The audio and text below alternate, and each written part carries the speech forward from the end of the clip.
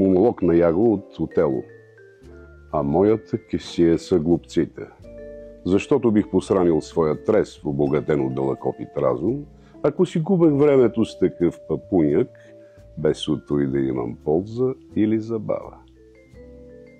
Като студент просто снимахме с колегите и викам си, това е, тук натам, какво по-добро.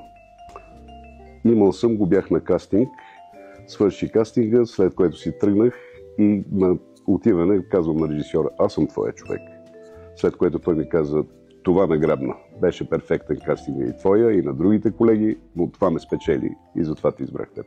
Мечтая да изиграя най-после положителен герой. Във всичките си филми и сериали, дето съм участвал и на сцена, в театъра се ми дават отрицателен герой. Най-после искам да един положителен герой. Пък даже ако може любовник. Не често, но предложението от Каст Форум дойде изненадващо и беше много добро за мен. Ами от моя приятел актьора Ники Станоев. Да, за снимане на реклама и то в Истанбул, международна продукция. Страшно добра, организация перфектна. Ами да снимаш с такава футболна звезда като Ерлинг Халанд, мисля, че това е достатъчно. Прекрасно. Пътувах със самолет. Разбира се, всичко беше платено и осигурено от продукцията. Чакаха на летището в Истанбул с лимузина, като филмова звезда. Перфектни шивачи ушиха специално за мен 2 костюма, еднакви, за да има за преобличане, ако се наложи. Като между другото накрая след снимките, понеже единия не го съсипахме и ми го подариха. И даже си е при мен.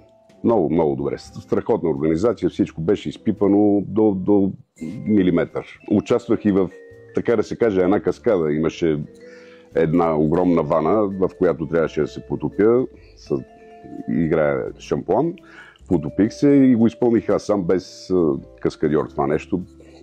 Много бяха впечатлени и режисьори, и целият екип. И съветвам мои колеги да направят същото, да се доверят на Каст Филм Форум, за да могат да успеят в този наш бранш, който е доста труден напоследък.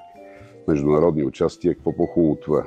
В нашия занаят това наистина е важно, защото ти се срещаш с нови хора, извън пределите на страната имаш възможност в цял свят да работиш и с звезди, както и на мен ми се случи.